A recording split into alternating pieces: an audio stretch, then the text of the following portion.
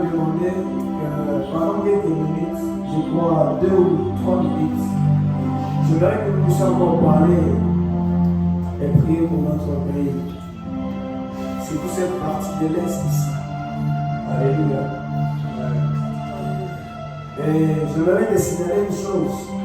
Ce n'est pas parce que la maison du voisin est en train de brûler que nécessairement la maison ne peut pas brûler. Ce n'est pas parce que ce n'est pas intense dans la ville ici que cela ne peut pas nous arriver. Je voudrais te signaler juste que nous n'avons rien de spécial par rapport à ceux-là qui sont en train de souffrir maintenant. Il y a une chose qui m'a étonné, c'est aujourd'hui que quand j'ai analysé sur ma pièce d'identité, que je me suis rendu compte au fait que je viens du territoire où on massacre souvent les gens. C'est aujourd'hui que j'ai remarqué ça. Et pendant que j'étais en train de marcher, j'étais seulement en train de prier. Je me suis rendu compte que j'ai vu du même territoire que ces gens qui sont machetés tous les jours. Alors je vais te dire une chose. Ce n'est pas parce que cela ne t'arrive pas que tu es épargné. Si la grâce de Dieu t'a permis d'être en vie maintenant, si la grâce de Dieu t'a permis d'être là où on s'est réunis pour prier, cela veut tout simplement dire, c'est pour que toi tu puisses élever la voix en faveur de ceux-là qui sont en train de souffrir de l'autre côté. Alléluia. Nous pouvons juste le faire pendant quelques minutes avant que le prédicateur ne monte. Moi, je n'aime pas souvent donner les formules de prière pour te dire, va dans la prière. J'aimerais que tu commences déjà toi-même à les dire. Dis, Seigneur Dieu de gloire, c'est cette partie que nous venons te présenter encore. Je vais encore introduire notre nouvelle lettre dans ta présence, Seigneur Jésus. Pendant ce temps, Père de gloire, où on est en train de vivre des atrocités. C'est comme si la prospérité a été dévorée par les sauterelles il y a longtemps. Seigneur de gloire, c'est comme si notre paix a été dévorée il y a longtemps, Seigneur de gloire. Mais toi qui restaures les années comme dévorer les sauterelles, toi qui restaures, Seigneur, les années que nous avons longtemps souffert, oh Dieu. Père, toi qui restaures les années que les sauterelles ont dû dévorer notre paix. Notre paix a été dévorée, Seigneur. Notre épanouissement, notre joie, notre allégresse, notre justice. Cela a été dévoré il y a longtemps, Seigneur, par ces sauterelles, oh Seigneur Jésus. Je prie maintenant, Père, et j'introduis cette nouvelle lettre sur laquelle il est écrit que la paix. La paix, Seigneur, dans cette partie du pays, Seigneur Jésus. S'il est écrit que le sang de Jésus-Christ plus que le sang d'Abel. Père de gloire, que ton sang parle de la paix sur ce pays, Père. Que ton sang, Seigneur Jésus, parle de la paix sur cette partie de la République. Que, Seigneur de gloire, cette partie de la République puisse encore recouvrer, Seigneur Jésus. Oh, son temps de joie, son temps de paix, son temps de justice, son temps d'allégresse, son temps d'épanouissement, son temps d'élévation, son temps de paix, Seigneur. S'il y a d'autres qui ont vu le sang, je me lève, Seigneur Jésus, à cet temps de l'après-midi et je proclame ta paix au nom de Jésus. Sur ceux-là qui étaient en train de voir les gens en train d'être tués, je me lève, Seigneur de gloire. Je décrète et déclare ta paix à partir de maintenant, au nom de Jésus. Sur cette partie de l'Est, Seigneur, comment, Père de gloire, toutes ces parties-là, au nom du Seigneur Jésus, je te prie, Père, que notre héritage soit sécurisé par toi, que notre héritage soit sécurisé par toi. Seigneur, tu l'as fait. Tu continues à le faire et tu le feras toujours. Parce que ta choix, c'est que nous puissions aussi être dans la joie. La Bible déclare que tu es venu afin que nous puissions avoir la vie et que cette vie soit en abondance. Et le voir au travers la connexion qui se passe en Seigneur, au travers toutes ces onctions réunies en Seigneur, toutes ces onctions connectées en Seigneur, toutes ces onctions, Seigneur de gloire, l'onction qui est sur ma soeur, l'onction qui est sur mon frère, toutes ces onctions réunies, Seigneur, je décrète et déclare la paix à partir de maintenant, au nom de Jésus. Que cette partie de la République puisse expérimenter sa main puissante comme jamais auparavant, comme jamais nous l'avons vu et vécu, Seigneur Jésus, afin que nous puissions dire, éternellement l'Éternel nous a délivrés. Seigneur de gloire, et les phrases que nous sommes en train de parler dans notre vie, nous avons plein d'échecs à partir de maintenant, au nom de Jésus. Amen. Amen. Je voudrais te dire juste une chose. Qu'est-ce que tu viens de déclarer passera pas avec nous. Les choses que nous sommes en train de venir demander à Dieu, ce sont des choses que nous voulons voir sur ce pays. Père, mon frère et notre ami, j'étais en train de passer dans une route et j'ai entendu quelqu'un dire qu'il y a quelqu'un qui aurait dit que les gens qui sont dans ce pays doivent partir pour qu'il y ait d'autres personnes qui viennent hériter ce pays. Disant que c'est ça la prophétie qui est venue. Donc nous sommes chez autrui. Pendant que moi je sais que nous sommes chez nous. Alléluia. Moi je crois que jusqu'à une dimension donnée, ce que les gens partent chercher dans d'autres pays, nous le serons dans notre pays. Alléluia. Mais je vais te dire une chose. Dans les temps qui sont en train d'arriver, c'est que même notre hymne national changera. Parce que si vous voyez bien notre hymne national, c'est comme si on est en train de parler d'un futur, mais en train de regretter nos dos qui ont longtemps été coupés.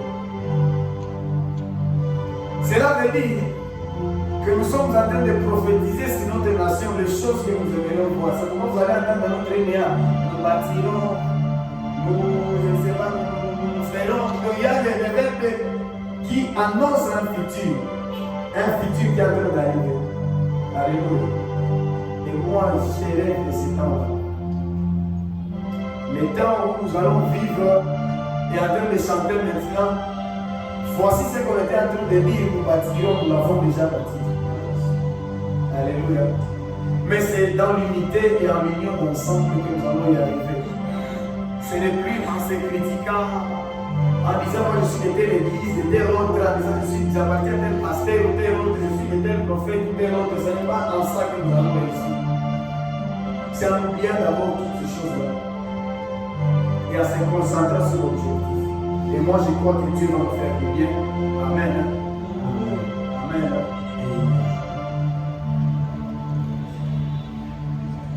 Ça ne veut pas dire, je crois qu'on est en train de dire bonsoir, bonjour à nous tous. Dans Caïn, ça, ne vous étonnez pas. Le problème, c'est de ne pas avoir beaucoup de gens dans un culte. Le problème, c'est de prier et savoir que Dieu est là. Amen. C'est ça ce qui est intéressant. Et moi, j'aime parce que Dieu est là. Dieu est là.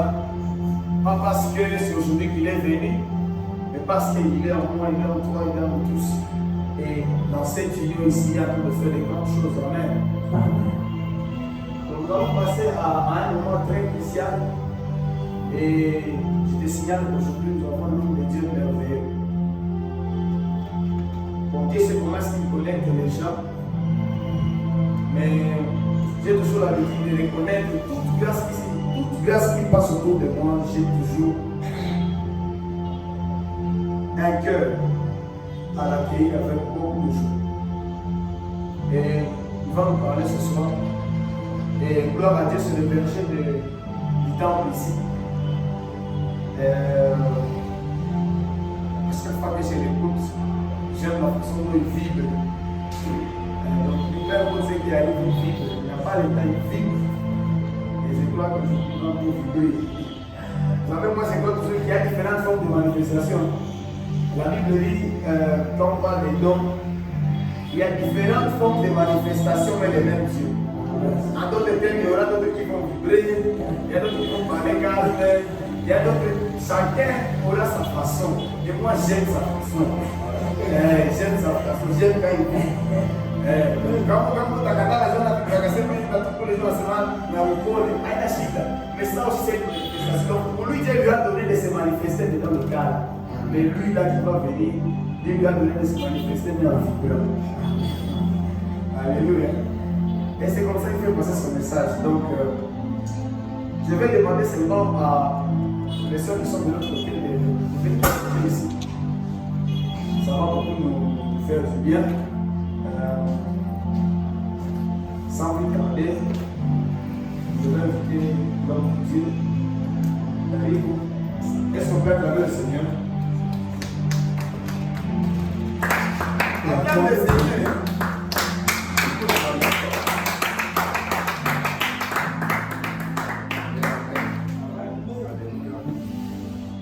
Apparemment, vous êtes jaloux, je ne sais pas.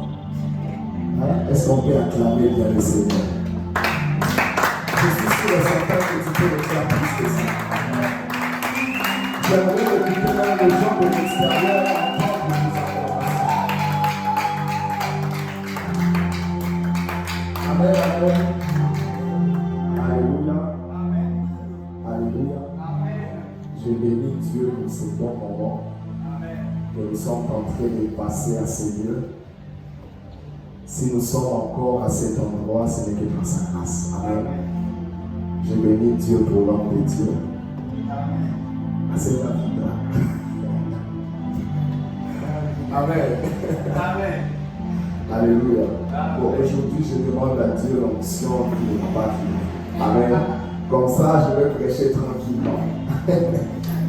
Alléluia. Amen. Amen, amen. Cette semaine, nous étions à cet endroit et Dieu nous a tellement fait du bien. Il s'est manifesté dans nos vies. Il y a beaucoup de choses. Il y a des choses que nos yeux physiques ne peuvent pas capter. Il y a des choses que nous ne pouvons pas voir de nous-mêmes, de nos propres efforts. Mais ce que je sais que dans le monde spirituel, il y a beaucoup de choses qui se passent. Alléluia. Et nous étions ici depuis le lundi jusqu'à aujourd'hui, vendredi, le samedi, pardon. Et j'ai béni Dieu d'abord qui fait qu'il m'a choisi afin que j'apporte encore la parole. Amen. Parce que dans cette semaine, notre titre de cette semaine est Baal et Amon. Amen. Qui veut dire la mer du feu. Mais aujourd'hui, lorsque nous parlons de la mer du feu, nous comprenons déjà que c'est le Saint-Esprit. Amen. Et hier, j'ai aimé l'intervenante. Hier, elle nous a parlé vraiment sur le Saint-Esprit. Il m'a vraiment édifié. Il nous a parlé de beaucoup de choses. Et je crois qu'aujourd'hui, j'aurai aussi la grâce de vous montrer quelque chose. Amen. Mais avant d'entrer dans le message, ça fait déjà deux ou trois jours que En fait, depuis bien avant, j'aimais trop les réveils. Je désirais trop les réveils. Mais des fois, on n'a pas découragé, peut-être avec ce que tu traverses, tout ça. Mais quand j'ai suivi la vidéo qui se passe aux États-Unis, ça m'a encore révolté. Amen. Et je te dirais même, ça fait maintenant 17e, aujourd'hui nous sommes au 17e jour, qu'ils sont toujours là, en train d'adorer, en train de louer. Amen. En train d'expérimenter la main de Dieu. Et moi, ce qui m'étonne, comment il peut faire 17 jours là-bas. Vous savez, si nous désirons les réveils, il y a des choses de nous-mêmes que nous devons abandonner. Et aujourd'hui, je dirais que même dans cette université, il y a des autres personnes qui quittent des autres États pour venir seulement les rejoindre. Ils acceptent d'abandonner leur famille, ils acceptent d'abandonner leur travail, ils acceptent de tout laisser. Mais de venir seulement là où il y a la présence de Dieu. Amen. Et si c'est qui d'autre qui peut faire ce genre de choses? Au point là où lorsqu'ils entrent dans la présence de Dieu, ils oublient qu'ils ont même un travail. Au point là où ils entrent dans la présence de Dieu, ils oublient même qu'ils ont des problèmes dans leur vie. Ils sont là, ils ne se préoccupent pas. Alors qu'aux États-Unis, on connaît que le travail est respecté. Amen. Amen. Les États-Unis, tout ça. Tu t'absentes 2 jours, 3 jours, on te renvoie de ton travail. Aux États-Unis, lorsque tu travailles, tu es dans un bureau, tu n'es pas autorisé à utiliser ton téléphone. Mais je m'étonne de voir combien de gens qui abandonnent leur travail pour aller seulement à cet endroit et expérimenter la main de Dieu. Et je me posais la question, j'ai dit, Seigneur, si ce n'est pas toi qui fais ça. Parce que je sais que, imagine-toi aux États-Unis, on paye même par heure. Tu reçois, on a tenu qu'à ça, on n'a pas qu'à $20 $30. Mais maintenant, ça fait 17 jours. 17 jours que ces gens ne sont pas payés. 17 jours que ces gens ne travaillent pas. 17 jours où ils sont seulement dans la présence de Dieu. Ils acceptent de laisser leur confort. Mais pour expérimenter la main de Dieu. Amen. Et ça m'a vraiment révolté. Et ma prière, je disais à Dieu, Seigneur, j'aimerais que ces réveils-là, qui se passent aux États-Unis, mais nous localisent aussi dans la ville de Dieu. J'aimerais voir les boss, les personnes qui travaillent abandonner leur travail à cause de Jésus. J'aimerais voir les personnes laisser fermer tous les bureaux possibles pour passer seulement un temps dans la présence de Dieu. Peu importe combien de secondes. Et ils ne savaient pas qu'ils vont faire 17 jours. Mais ils sont juste là. Même à présent, où le YouTube vous donne en direct, ils sont là, en train d'adorer, en train de louer. Et chaque nuit quand je dors, on a dit à tout le monde, en direct, à tout le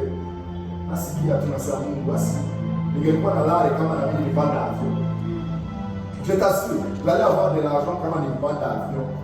Il gagne immédiatement pour vivre ces choses. Et ce qui est étonnant, même dans l'université, dans la salle de l'université, la salle a été remplie, ça s'affiche. Et ce qui est étonnant, il n'y a pas de baffes à l'extérieur. Ils font aussi des groupes et commencent à jouer à la guitare et commencer à adorer. Alléluia. Alléluia. Ils n'ont pas besoin de chercher encore d'autres baffes et jouer à ce qu'ils veulent. On a dit que pour les capons, on a quitté à adorer, mais il ne pouvait pas comme on l'a. On a dit que comme on lima. Dieu me dit qu'on a quoi. Et maintenant, ce qui est étonnant, ce n'est pas seulement aux États-Unis. Il y a ce qui s'est passé aussi en Israël. Amen. Il y a ce qui s'est passé, c'est en Portugal. Les réveils, voir des enfants, des petits enfants en train d'adorer Dieu, en train d'éclairer. Moi, ça m'a vraiment touché, mais j'ai dit non, ça c'est le réveil de la fin du temps. Le réveil en bouche, c'est le vent de la bataille. Mais moi, je crois en bouche. Et si nous ne savons pas bénéficier de ça, profiter, il y a la ciel pour que nous puissions avoir 7 ans. Je ne sais pas. Vous allez appeler Amen. Alors aujourd'hui, on est en train de parler sur le Saint-Esprit. Amen, amen. Le Saint-Esprit, j'aime la personne du Saint-Esprit. Parce que le Saint-Esprit est capable de faire ce que les hommes ne peuvent pas faire. Le Saint-Esprit nous vivifie. Le Saint-Esprit nous capacite. Le Saint-Esprit, c'est la personne idéale dans notre vie. Amen. C'est la personne idéale dans notre vie. Alors sans plus tarder, nous allons ouvrir nos Bibles dans Actes 1, 4 à 5. Je lis au nom de Jésus. Comme il se trouvait avec eux, il leur commanda de ne pas s'éloigner de Jérusalem, mais d'attendre ce que le Père avait promis, ce que je vous ai annoncé. Leur dit-il, car Jean a baptisé d'eau, mais vous, dans peu de jours, vous serez baptisés du Saint-Esprit. Amen. Alléluia. Lorsque nous lisons ces passages, nous comprenons une chose que Jésus était en train de parler aux apôtres. Il leur disait de ne pas s'éloigner de Jérusalem, mais d'attendre ce que Dieu les avait promis. Amen. Il les a interdits de s'éloigner de Jérusalem. Il les a interdits de partir dans d'autres choses, mais de rester seulement à Jérusalem en attendant la promesse de Dieu. Alors, je me suis posé une question, mais pourquoi Dieu les a interdits de s'éloigner de Jérusalem? Amen. Parce qu'il y a des fois que Dieu peut nous interdire de faire quelque chose, alors que s'ils devraient s'éloigner de Jérusalem, il n'y avait pas de problème. Mais pourquoi Dieu les a dit seulement de rester à Jérusalem? Pourquoi Dieu ne les a pas dit aller à Samarie? Pourquoi Dieu ne les a pas dit aller à un autre endroit? Mais juste Jérusalem. Et lorsque je me posais la question, j'ai compris une chose. J'ai compris une chose parce qu'il y a deux choses que j'ai compris dans le pourquoi que Dieu les a interdits. La première des choses est que parce que Jérusalem était la capitale d'Israël. Amen. La Jérusalem était la capitale d'Israël. Et lorsque nous parlons de l'histoire d'Israël, nous comprenons que l'Israël, c'est le peuple que Dieu s'est choisi. Donc Dieu n'allait pas permettre à ceux qu'ils aillent loin de là où il les a choisis. Amen. Dieu n'allait pas permettre à ce qu'ils partent dans un autre lieu que lui n'a pas choisi. Mais il a préféré la capitale. Pourquoi aussi la capitale? Parce que la capitale, c'est un endroit beaucoup fréquenté. La capitale, c'est un endroit où ça réunit beaucoup de gens. Amen. Des étrangers venaient à Jérusalem. Et dans la capitale, je dirais, c'est là où il y avait les tabernacles, les grands tabernacles. C'est là où les gens venaient pour adorer. C'est là où les gens venaient pour rencontrer les dieux d'Israël. Alléluia. Et c'est pourquoi Dieu les a dit de ne pas partir loin de Jérusalem. Pourquoi? Parce que la promesse que Dieu leur avait faite était une promesse qui devrait s'accomplir sur leur vie, mais qui devrait toucher les nations. Et c'est pourquoi, lorsque nous lisons cette parole où il dit, je vous donnerai une puissance qui viendra sur vous, et vous serez mes témoins en Jérusalem, dans Samarie et dans les extrémités de la terre.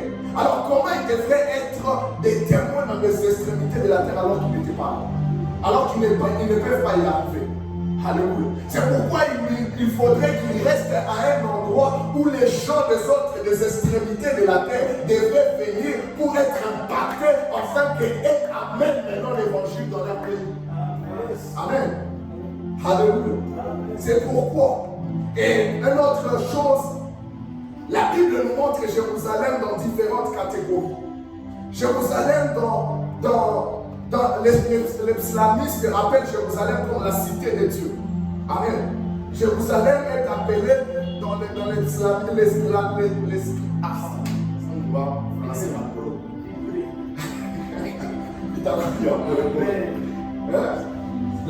Les psalmistes appellent Jérusalem comme la cité de Dieu. Amen.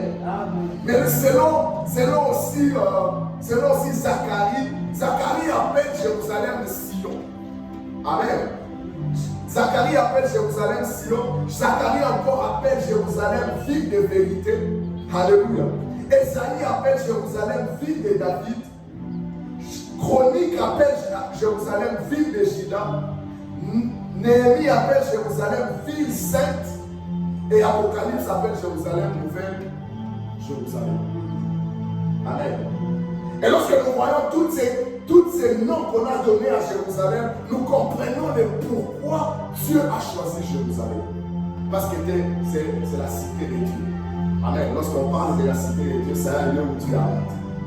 C'est que Dieu ne devait pas partir loin de là où il habite. Amen. Dieu ne devait pas aller loin de là où il habite. Il préfère là où il habite. Amen. Alléluia.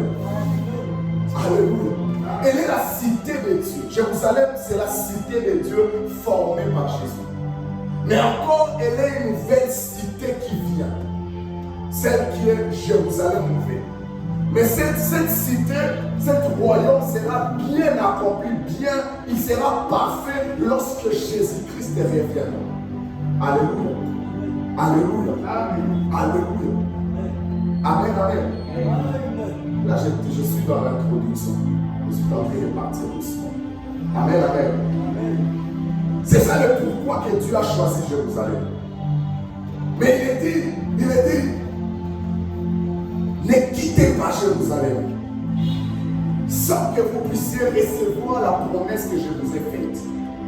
Et maintenant, je me pose encore la question. Quelle est cette promesse que Dieu leur a faite? Alléluia. Pourquoi Dieu leur a demandé d'attendre la promesse? Pourquoi Dieu leur a demandé de l'attendre? Alors que la promesse allait immédiatement s'accomplir. Et c'est là que lorsque nous lisons dans Actes, verset 1, 8, la Bible nous dit, mais vous recevrez une puissance du Saint-Esprit survenant sur vous, et vous serez mes témoins en Jérusalem, dans toute la Judée, dans la Samarie, et jusqu'aux extrémités de la terre. En fait, cette promesse que Dieu leur avait promis, c'est qu'ils devaient attendre le Saint-Esprit. Ils devaient attendre que le Saint-Esprit descende sur eux. Alléluia. Et c'est pourquoi ils devaient attendre. Ils ne devaient pas s'éloigner, ils ne devaient pas aller dans d'autres choses. Mais de quelle manière ils sont entendus? Alléluia. Comment ils ont entendu? Est-ce qu'ils ont entendu la promesse de Dieu en s'occupant de leurs affaires? Est-ce qu'ils ont entendu la promesse de Dieu dans leur travail? Est-ce qu'ils ont entendu la promesse de Dieu dans leur maison? Parce que je crois que tous habitaient même la Jérusalem. Mais est-ce qu'eux tous ont entendu la promesse de Dieu là où ils étaient? Alléluia. Amen. Alléluia. Mais la Bible nous dit, quand il fut arrivé, il se tiendra dans la chambre haute, où il tenait d'ordinaire. C'était Pierre, Jean, Jacques, André, Philippe, Thomas, Barthélemy, Matthieu, Jacques, fils d'Alpha, Simon, les Zorotes, et Judas, fils de Jacques. Tous d'un commun accord persévéraient dans la prière avec les femmes Marie, mère de Jésus, et avec les frères de Jésus. Ils ne sont pas restés à Jérusalem sans rien faire. Mais ils devraient persévérer dans la prière. Amen. Et c'est pourquoi l'acte nous le montre comment ils devraient persévérer dans la prière. Comment ils devraient rester dans la prière. Parce que cette promesse n'allait pas s'accomplir s'ils étaient dans leur travail. Cette promesse n'allait pas s'accomplir s'ils étaient dans leurs affaires personnelles.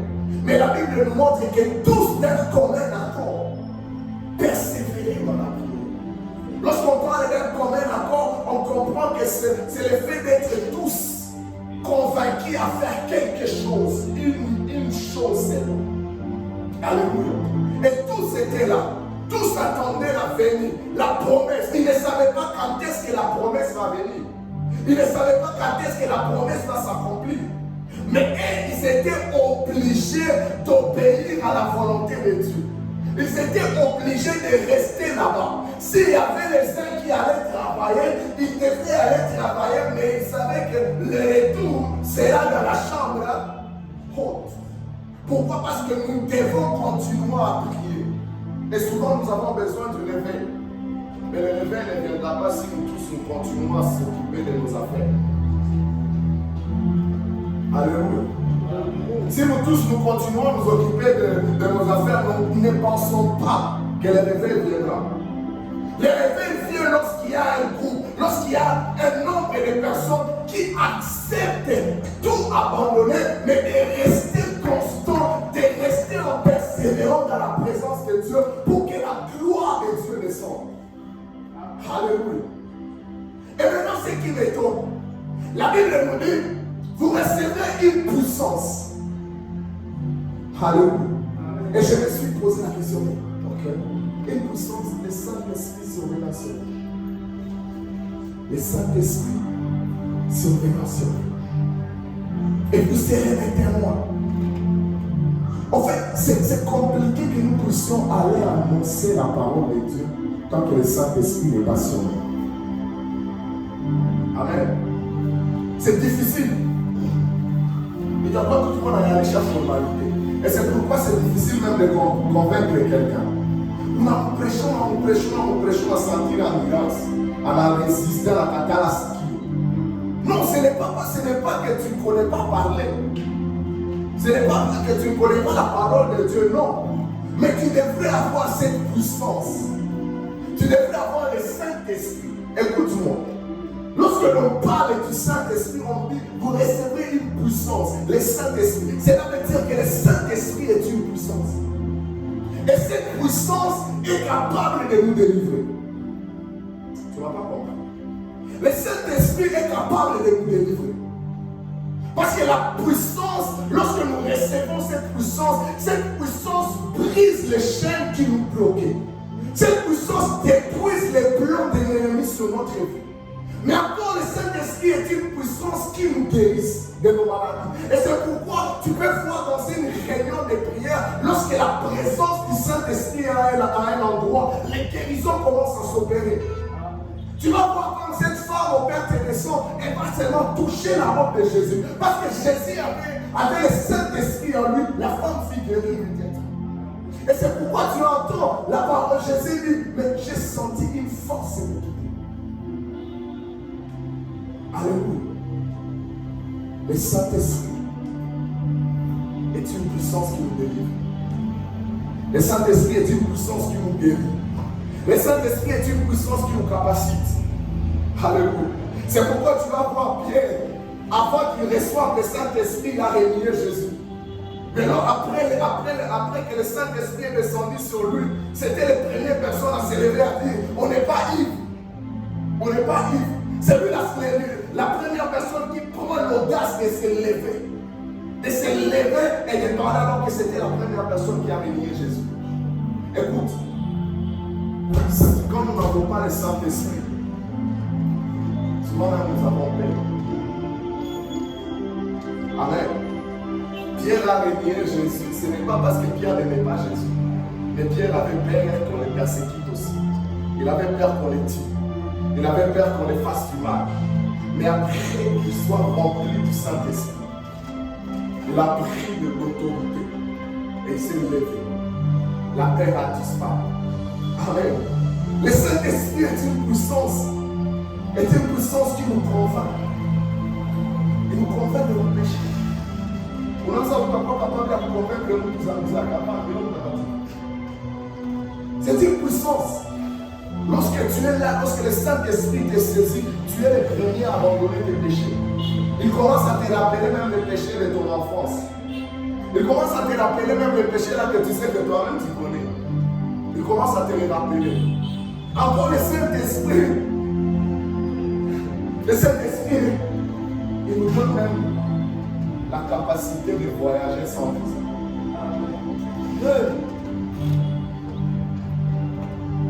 Amen. Amen. Alléluia. Amen. Est-ce que quelqu'un m'entend? Le Saint-Esprit nous donne l'autorité. L'autorité sur nos problèmes, l'autorité sur le monde, l'autorité sur les esprits. Le Saint-Esprit, lorsque nous recevons cette puissance, nos capacités nous donne l'autorité devant les démons. C'est pourquoi Jésus devrait se tenir devant un homme qui est démoniaque à Nazareth. Parce qu'il avait la puissance du Saint-Esprit. Alléluia. Alléluia. C'est ça, le Saint-Esprit est une puissance. Amen, amen. Les apôtres devaient attendre pour être remplis du Saint-Esprit, pour recevoir cette puissance qui va les capaciter, cette puissance qui va les enlever de là où ils étaient cachés pour venir dans la présence de Dieu. Cette puissance qui va les enlever là où ils étaient cachés pour être exposés. Cette puissance qui devrait les donner la capacité de délivrer. C'est pourquoi même Pierre, lorsqu'il arrive dans l'église, il voit un paralytique, il lui dit que je te le donne au nom de Jésus, lève-toi et marche. Alléluia. Parce qu'il avait déjà reçu cette puissance. Mais sans cette puissance, c'était pour être difficile de conquérir le monde. Sans leur puissance, sans cette puissance, je te dis, moi et toi, on n'allait pas être assaillis maintenant. Mais à cause de la puissance du Saint-Esprit, cette puissance a impacté le monde. Mais est-ce que cette puissance est venue comme ça? Il y a des gens qui ont payé le prix. Ils ont payé le prix en restant constant dans la prière.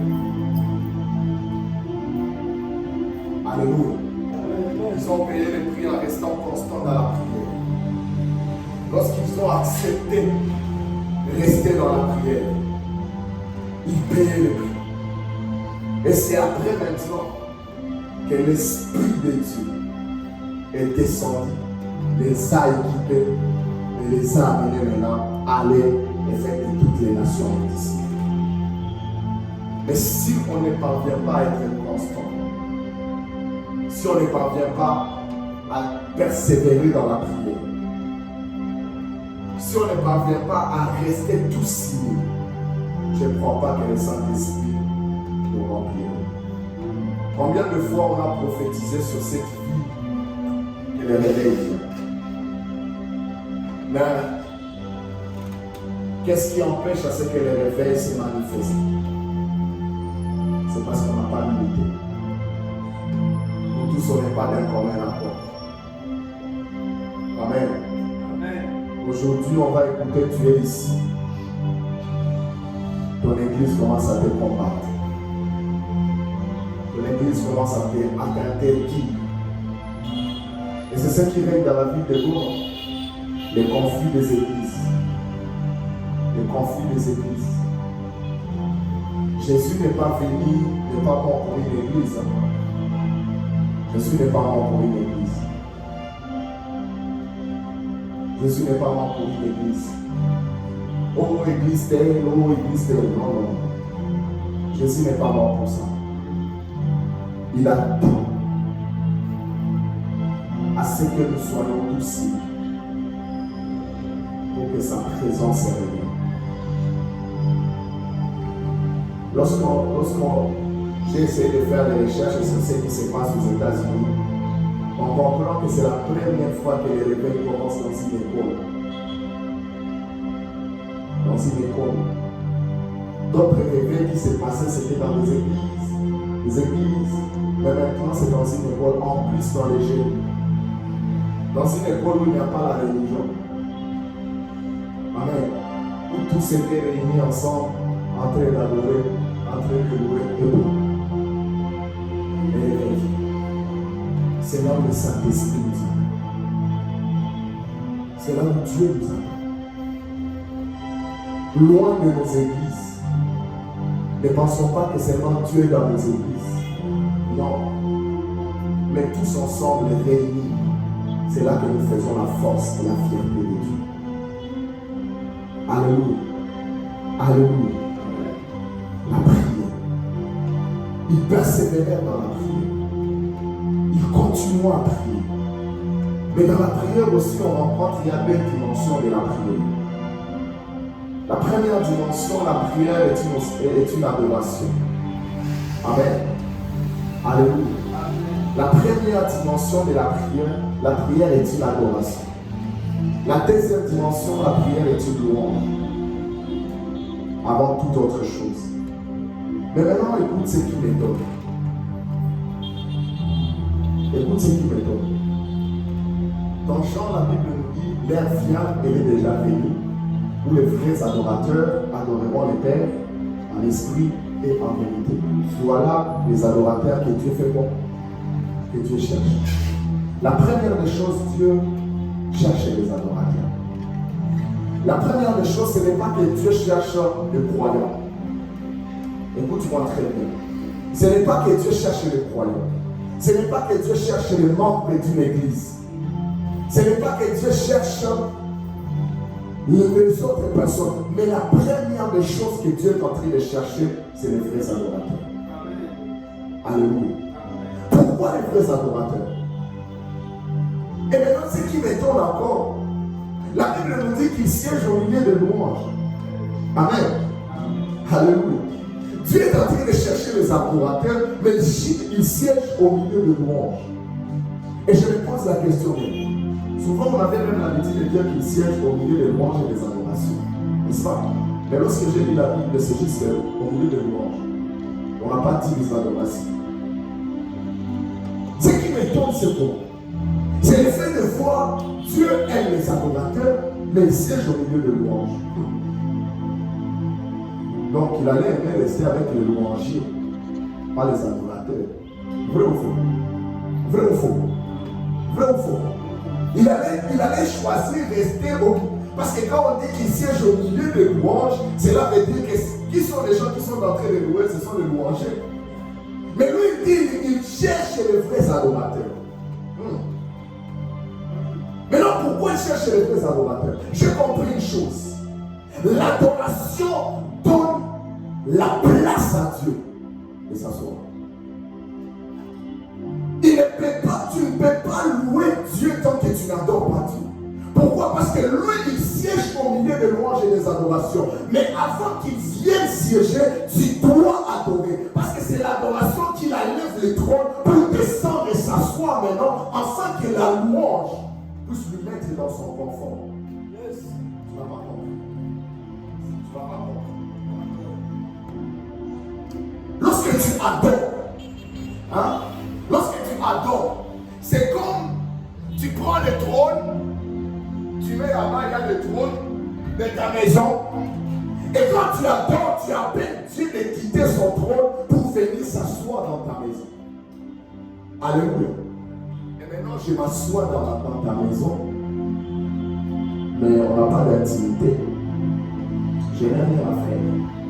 Pour maintenant que Dieu entre dans le confort, pour que maintenant Dieu entre dans les moments où il va agir, il demande à ce que la louange se fasse. Alléluia. Et c'est là que quand tu commences à louer Dieu, tu lui mets dans un bain où il se sent chez lui.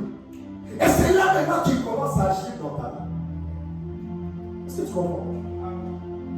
L'adoration attire Dieu du trône pour le faire asseoir. La louange lui met dans son confort. C'est comme si on a envie à ce sens-toi à l'aise, Dieu chez toi à la maison. Amen. Sens-toi à l'aise, il est ton louange. Mais adoration, il nous calme. Karibu kwangu papa, ikala, anaikala. Alléluia. Alléluia. Et c'est les deux dimensions de la prière. Et les apôtres devraient d'abord commencer par adorer pour que Dieu soit au milieu d'eux. Et commencer à louer pour lui mettre dans son confort afin qu'il agisse.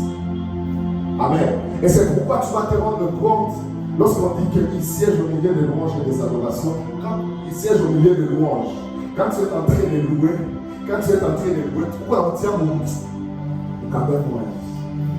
Quand je suis senti à l'aise, on a eu un message, ils ont attaqué, on a eu un message, ils ont attaqué, on a eu un attaqué.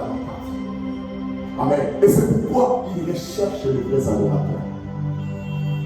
Et les vrais adorateurs, ce ne sont pas ces gens-là qui chantent. Il dit, les vrais adorateurs adoreront en esprit et en vérité. Donc, ce sont les deux critères que Dieu recherche pour que tu sois un vrai adorateur. Esprit et vérité. L'esprit, nous avons déjà reçu l'esprit. Parce que l'esprit a trois dimensions. L'esprit au milieu de vous, l'esprit en vous et l'esprit sur vous. Amen. Nous avons reçu l'esprit en nous. Cela veut dire que lorsque nous adorons, les vrais adorateurs, ce sont ceux-là qui se laissent guider par l'esprit. Ce sont ceux-là qui se laissent orienter par l'esprit. Ce sont ceux-là qui laissent que leur prière soit dirigée par l'esprit. Amen. Et ceux-là qui marchent dans la vérité, maintenant, c'est ceux-là qui pratiquent la parole de Dieu. Alléluia. Et on est là.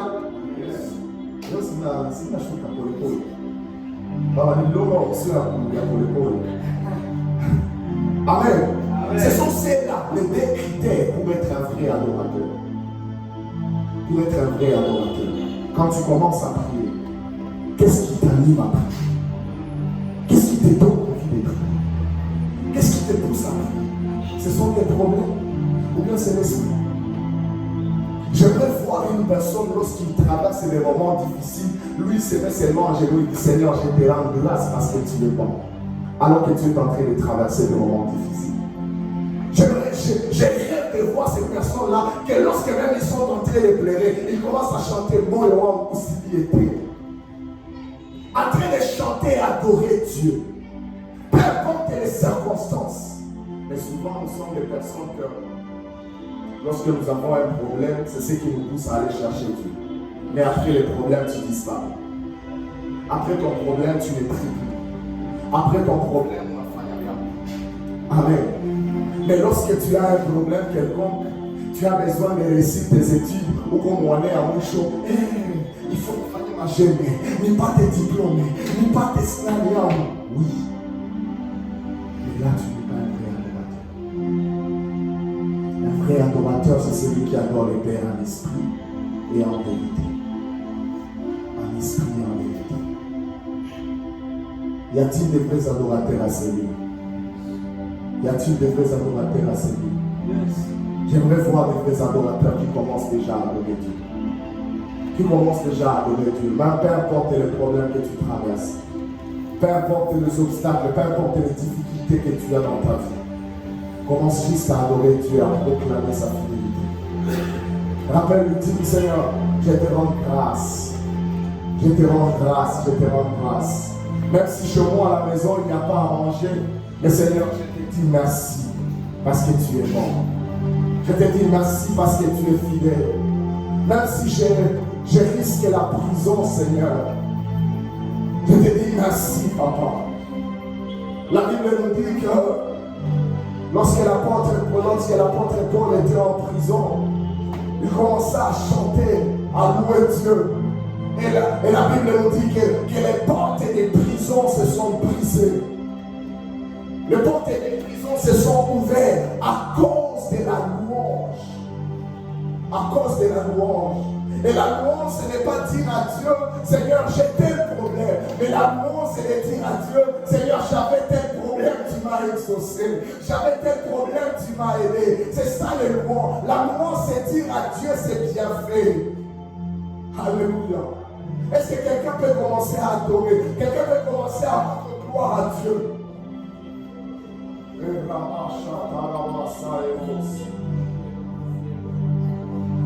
Dans ton moment d'adoration, dans ton moment de louange, où tu es en train d'adorer Dieu, il est capable qu'il guérisse même la maladie que tu as. Il est capable qu'il guérisse même les problèmes que tu as. Il est capable de changer ta situation, même sans que tu puisses le dire, même sans que tu puisses le dire que tu as tel problème. Il est capable de changer ces problèmes parce qu'il connaît ton problème. Il connaît ton problème. Il connaît ton problème. Il connaît ton problème. Il connaît ton problème. Il ramasse. Il ramasse.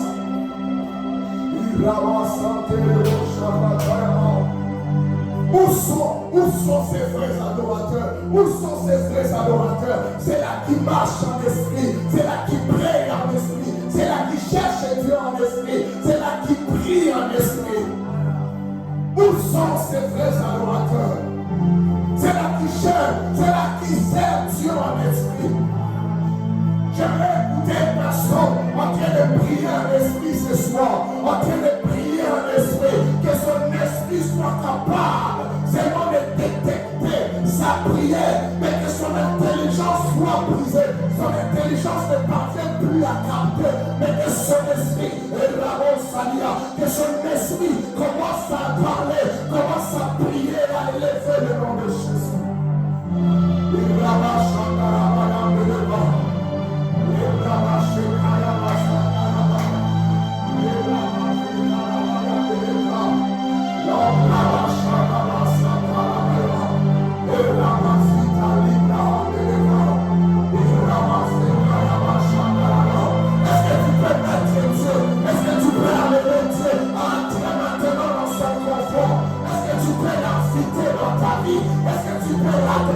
Enfin qu'il quitte son trône et qu'il vienne s'établir, qu'il vienne s'asseoir dans ta vie, qu'il vienne accomplir les grandes choses dans ta vie, les miracles dans ta vie, la guérison dans ta vie, la liberté dans ta vie, la capacité dans ta vie, qu'il vienne te convaincre les problèmes, les péchés, les choses qui viennent en toi, qui t'empêchent d'expérimenter sa gloire, qui t'empêchent de vivre les miracles, qui t'empêchent ta promesse.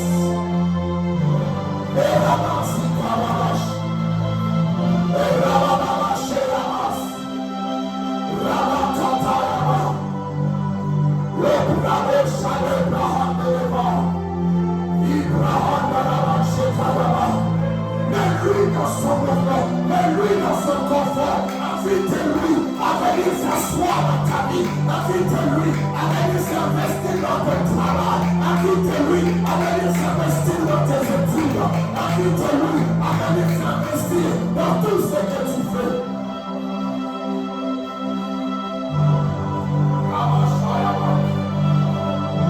Abraham de l'Ebroshalama.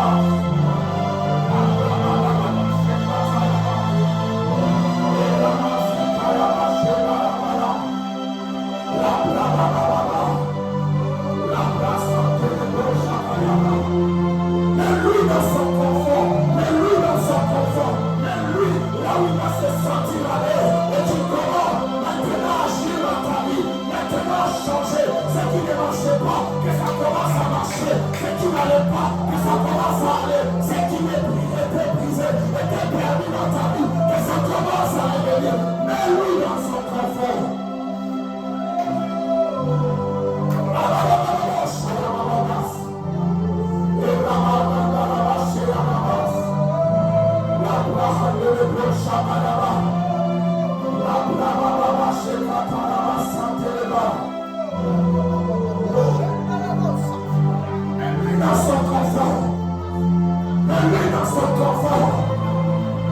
Mets-lui dans son confort. Amène-lui dans ses dimensions. Dans cette dimension où il se sent libre. Où il se sent libre d'agir. Où il se sent libre d'agir. Où il se sent libre d'agir. Où il se sent libre de faire. Afin que ta maladie disparaisse. Que ta maladie disparaisse. Que ton problème disparaisse. Que tes soucis disparaissent.